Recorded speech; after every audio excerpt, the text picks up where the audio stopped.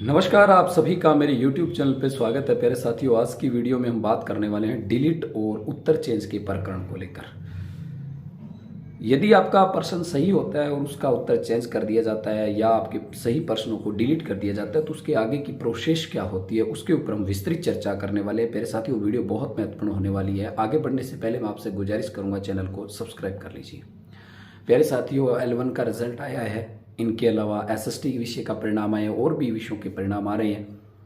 तो बहुत सारे प्रश्न है वो नेक्स्ट बोर्ड ने डिलीट कर दिए और काफ़ी प्रश्नों के उत्तर चेंज कर दिए। इससे डिलीट से जहाँ कुछ विद्यार्थियों को फ़ायदा हो रहा है, उत्तर चेंज से भी कुछ विद्यार्थियों को फ़ायदा हो रहा है, लेकिन इन दोनों ही प्रक्रिया से बहुत सारे विद्यार्थियों को नुकसान भी हो रहा है। काफ़ी विद्यार्थियों के फ़ोन कॉल्स मैसेज मुझे मिले और वो कह रहे थे कि मेरा जो स्कोर था वो बिल्कुल चयन का दायरे में था, लेकिन डिलीट और उत्तर चेंज के कारण मैं चयन दायरे से बाहर हो गया। ऐसे में विद्यार्थी तनावग्रस्त और निराशा को प्राप्त करते हैं।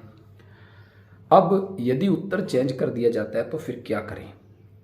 प्यारे साथियों, अंतिम उत्तर कुंजी में यदि आपका सही उत्तर को बोर्ड उत्तर चेंज कर दे तो आपके पास एक ही विकल्प बचता है, ओनली ऑन लास्ट विकल्प है, वो आपके लिए एकमात्र विकल्प है, वो है माननीय कोर्ट की शरण में जाना। आप न्यायालय जाए और न्यायालय में आप अपनी प्रमाणिक पुस्तकें हैं उसके प्रमाणों को पेश करें।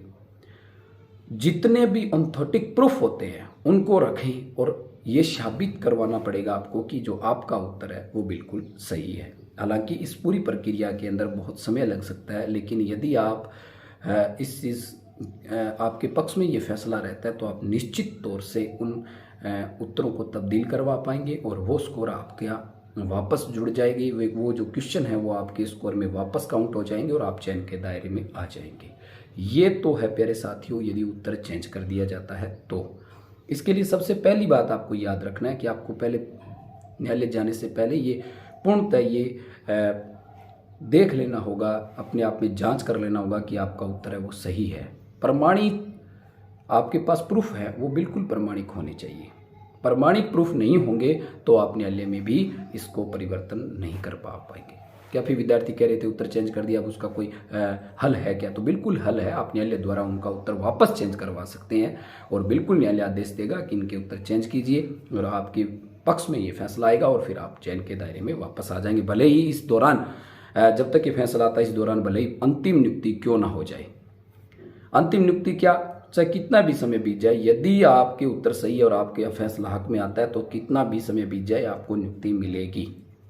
इससे घबराने की कोई जरूरत नहीं है। अब रही बात डिलीट की, तो डिलीट का जो मामला है, डिलीट के मामले में काफ़ी हद तक बोर्ड का पक्ष मजबूत और विद्यार्थी का पक्ष है वो कमज़ोर हो जाता है, क्योंकि डिलीट का मतलब ये है कि बोर्ड ने उस पर्सन को भर्ती प्रक्रिया से बाहर कर दिया है, डिलीट कर दिया है।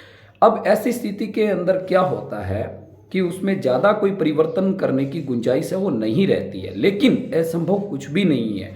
उस पर्सन को भी आप कोर्ट लेके जा सकते हैं और ये साबित करवा सकते हैं कि इस पर्सन को डिलीट करने की कोई ज़रूरत भी नहीं थी, ये विवादास्पद नहीं था, इसलिए उसके भी आपको वो प्रमाण जो है वो पेश करने होंगे, एंथोटिक प्रूफ है वो पेश करने होंगे और वो पर्सन है वो डिलीट से बाहर हो जाएगा। उसको वापस भर्ती प्रक्रिया में शामिल करवा सकता है माननीय हाई कोर्ट। लेकिन डिलीट का जो मामला है उसमें मैं फिर आपको बता देता हूं, उसमें इतनी गुंजाइश विद्यार्थी के हित में नहीं रहती जितनी कि उत्तर चेंज वाले मामले में रहती है। कहने का मतलब ये है कि डिलीट के अंदर बोर्ड मजबूत होता है, विद्यार्थी कमजोर होता है, लेकिन असंभव कुछ भी नहीं है।